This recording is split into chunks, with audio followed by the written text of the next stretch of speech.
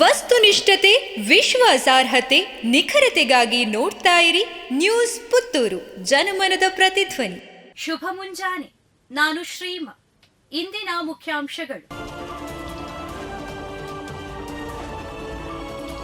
March 9ರಂದು ವಾಹನ ಚಾಲಕರಿಗೆ ಕಾರ್ಮಿಕ ಕಾರ್ಡು ವಿತರಣೆ. ರಾಜ್ಯ ಸರ್ಕಾರದ ಹೊಸ ಯೋಜನೆಯ ಲಾಭ ಪಡೆದುಕೊಳ್ಳಿ ಎಂದು ಹೇಳಿಕೆ ನೀಡಿದ ಸುದೇಶ್ ಶೆಟ್ಟಿ.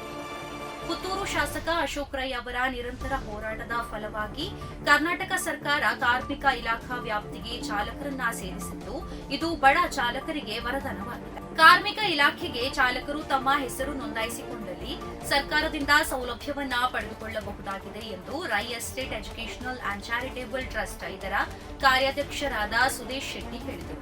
ಆಟೋ ರಿಕ್ಷಾದಲ್ಲಿ ಮಾದಕ ವಸ್ತು ಸಾಗಾಟ, ಆರೋಪಿ ಅರೆಸ್ಟ್.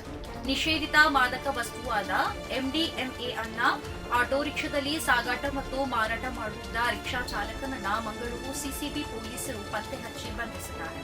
ಕಸಬಾ ಬೆಂಗರೆಯ ಮಹಮ್ಮದ್ ಅಬ್ದುಲ್ ಜಲೀಲ್ ಬಂಧಿತ ಆರೋಪಿ ಎನ್ನಲಾಗಿದೆ. ಆರೋಪಿಯಿಂದ 3,75,000 ಮೌಲ್ಯದ 75 ಗ್ರಾಂ ನಿಷೇಧಿತ ಮಾದಕ ವಸ್ತು MDMA, mobile phone, auto rickshaw ಸಹಿತ ಒಟ್ಟು ಮೊತ್ತ 5 ಲಕ್ಷ ರೂಪಾಯಿಗೂ ಅಧಿಕ ಬೆಲೆ ಬಾಳುವ ವಸ್ತುಗಳನ್ನು ಪೊಲೀಸರು ವಶಪಡಿಸಿಕೊಂಡಿದ್ದಾರೆ. ಉಪ್ಪಿನಂಗಡಿ ವಳಾಲಿನಲ್ಲಿ ಅಕ್ರಮ ಮರಳು ಸಾಗಾಟ. ಲೋಕೋಪಯೋಗಿ ಇಲಾಖೆಯ ಹೆಸರಿನಲ್ಲಿ ಮರಳು ಸಾಗಿಸುತ್ತಿರುವ ಖದೀಮರು.